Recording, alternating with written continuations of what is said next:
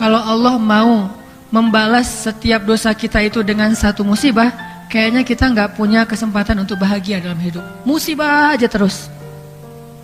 Karena dosa kita itu terlalu banyak. Mata kita dosa, lisan kita dosa, telinga kita dosa. Belum lagi yang dihitung tuh yang batin ya.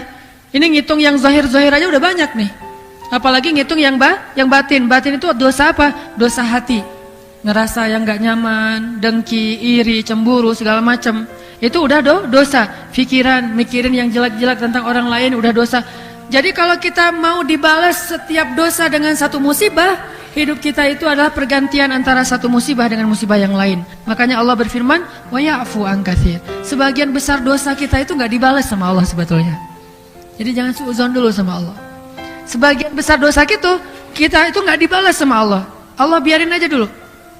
Supaya kita punya kesempatan bertobat. Bayangin kalau kita dosa misalnya sebutlah kayak dosa mata. Setiap hari mata kita berdosa. Baik kita sengaja atau nggak sengaja, kemudian jadi sengaja. Ya, awalnya nggak sengaja. Alhamdulillah nggak sengaja gitu kan? Karena kata orang nggak sengaja itu rezeki. Cuma saya nggak tahu ini persepsinya seperti apa, harus lebih utuh. Nggak usah kita sengaja nih, kita keluar dari masjid, terus kita jalan sebentar ke sebelah, itu udah dosa mata kan? Nggak usah ketemu orang, mallnya udah tutup juga masih bisa dosa mata. Banyak foto-foto, poster segala macam. Nonton TV, buka handphone, di jalan kita naik motor, di depan kita juga ada yang naik motor boncengan segala macam. Nggak sengaja, masa kita mau ngeliat ke bawah terus nyetirnya? Kenapa itu lihat ke belakang? Dosa. Susah kan?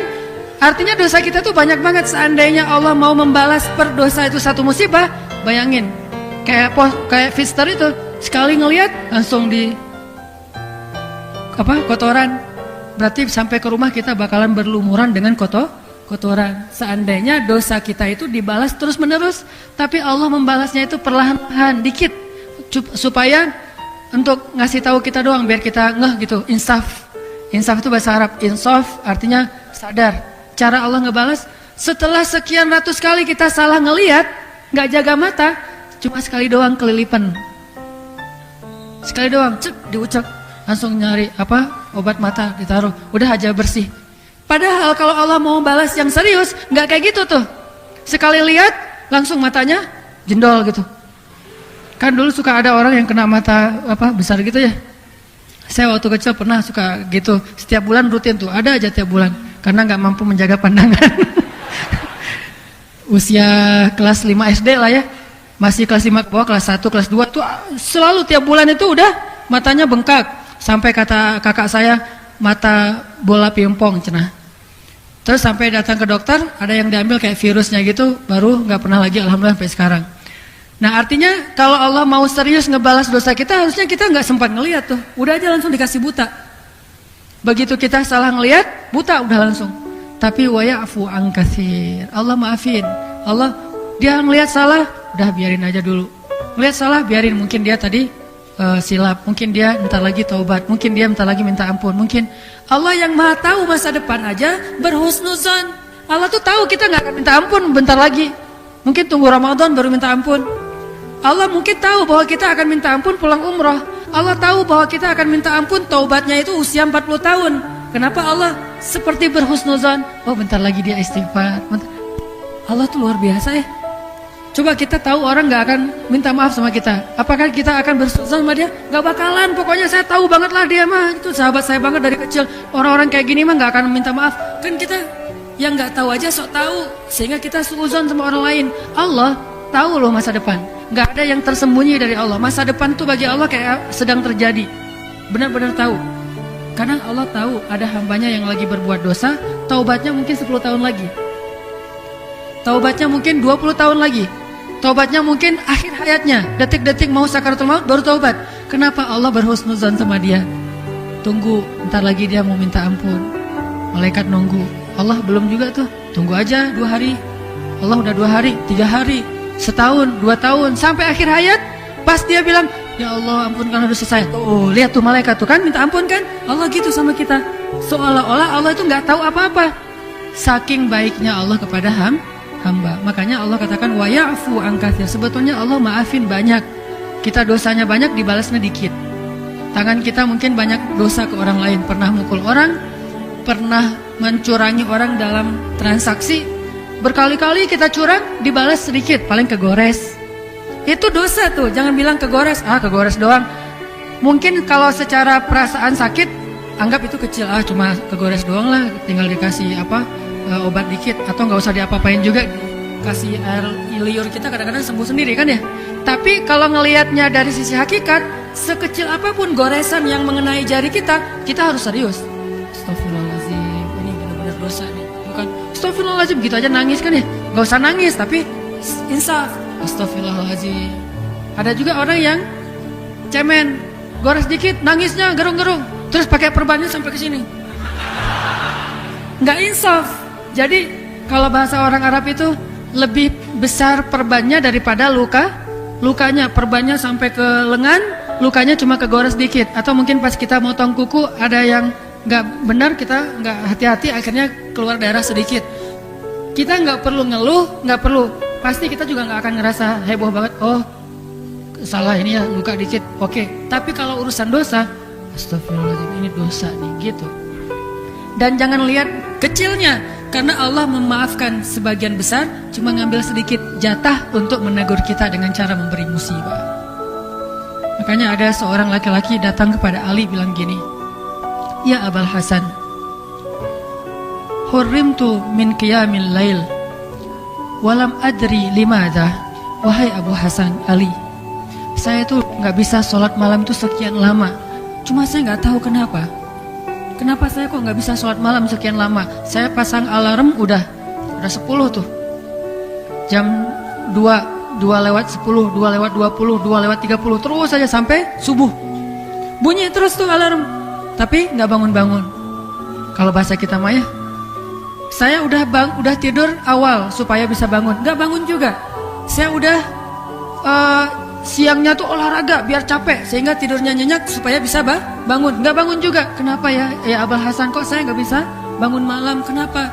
Kata Abul Hasan, innaka rajulun qayyadatka dzunubuk. Kamu itu orang yang sudah diikat oleh dosa kamu. Jadi kalau gak bisa bangun malam, dosa yang mengikat kita. Gak bisa subuh, dosa yang mengikat kita. Kalau berkurang sedikit amal soleh yang sunnah dari yang biasa kita lakukan, dosa itu penyebabnya. Misalnya sehari teman-teman tilawah 1 juz, hari ini kurang dari target, astagfirullahaladzim, pasti dosa. Kecuali 1 hari bacanya 1 ayat, kurang dari target, dosa juga. Atau enggak baca Quran, apa targetnya?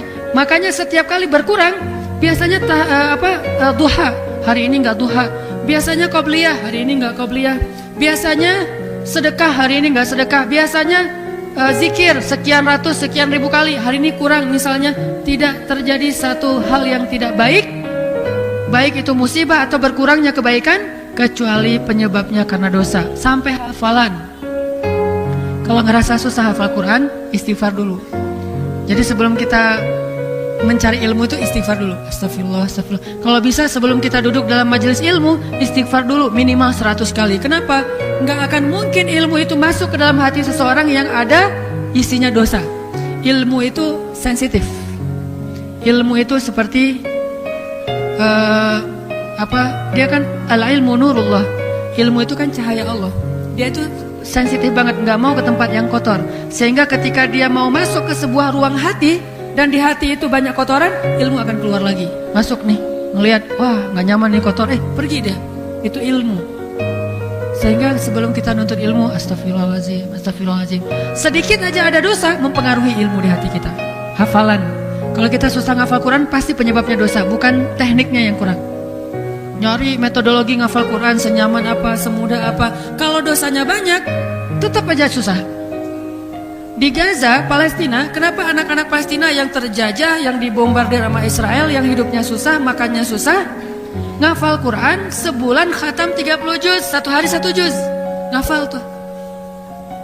Hari ini udah berapa juz? 1 juz Ustaz, 1 juz setengah, 1 juz lebih sedikit, 1 juz kurang sedikit, pokoknya 1 juz saja sehari. 1 bulan khatam. Jadi mereka menghafal Quran itu di kelas 6 SD ketika liburan sekolah akhir tahun. Itu waktu menghafal Qurannya anak-anak Gaza tuh. Pas udah kelas 6 SD mau naik SMP, pas liburan akhir tahun sebulan mereka pakai menghafal Quran di masjid. Pulang-pulang sudah hafiz. Paling-paling datang ke masjid modalnya 1 juz 30. Pulang udah 30 juz. Berapa cepat kita menghafal ayat-ayat Allah. Karena menghafal Al-Quran itu bukan pakai IQ. IQ itu yang kesekian. Nomor 1 adalah ketakwaan.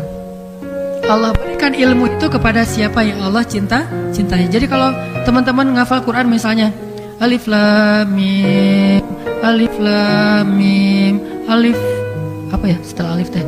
Nah susah, separah itu. Alif Lam Mim aja lupa gitu ya. Tadi alif, terus habis alif apa ya?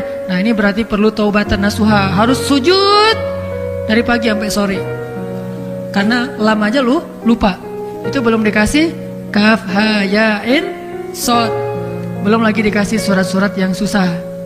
Jadi kalau misalnya ngerasa susah ngafal Quran, penyebabnya karena dosa. Kayak Imam Syafi'i kan? Bayangin Imam Syafi'i datang ke gurunya, syakautu ila waqi'in an su'i hifzi. Aku curhat kepada guruku, ya guruku kenapa akhir-akhir ini hafalan saya kok susah, berat gitu. Hadis-hadis yang udah saya hafal lupa. Karena Imam Syafi'i itu jarang lupa. Jadi sekali lupa tuh heboh. Aduh lupa. Itu Imam Syafi'i. Kalau kita sekali ingat heboh. Aduh ingat. Karena biasa lupa. Sekali-kalinya ingat. Wah hebat ya saya ingat hari ini. Nah ini Imam Syafi'i. Aduh lupa. Datang ke gurunya langsung. Ya guru, kenapa saya akhir-akhir ini hafalannya, yang dimaksud oleh Imam Syafi'i hafalan itu buruk adalah masih menghafal ratusan ribu hadis, tapi disebut su'ul hifzi, buruk hafalannya. Gimana yang cuma hafal innamal a'malu binniyat? Itu sangat buruk hafalannya. Nah, kata gurunya apa? Al-ilmu nurun wa nurullahi la yu'ta lil 'asi.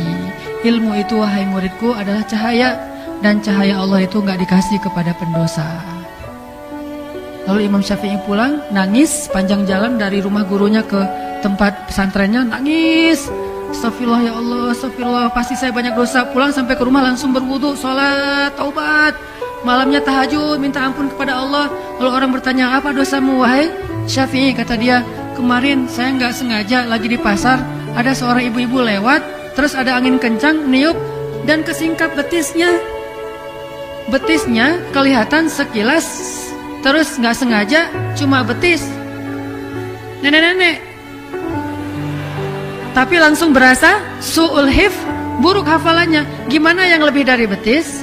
Sengaja ngepoin, bukan nenek-nenek. Lama pula, berkali-kali, klik lagi klik. Kumahata. Wah, memang nggak ada hafal. Kalau kita nggak ngerasa, nggak Ustadz, nggak ngaruh-ngaruh amat buat hafalan saya, karena nggak ngafal. Imam Syafi'i itu ngaruh karena beliau hafal, jadi tahu apa yang berkurang. Kita mau kurang apa, orang nggak ada isinya.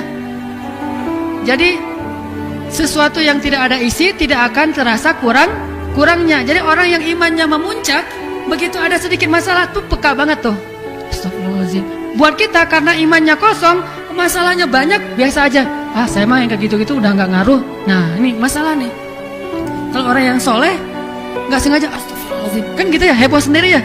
Udah nggak usah lebay lah gitu aja, astagfirullahaladzim. Nih ya, lihat nih punya saya nih, lebih parah dari itu. Biasa aja, saya mah udah nggak ngaruh yang kayak gitu-gitu, udah biasa soalnya. Kenapa? Karena isi hatinya itu tidak sepenuh orang yang beriman. Jadi makin penuh kerasa kurangnya, makin nggak berisi, tidak tahu apa yang hilang. Makanya istighfar, dosa itu sangat tidak baik untuk kehidupan kita. Termasuk kata para ulama yang paling bahaya, dosa itu mematikan hati dari sensitivitasnya.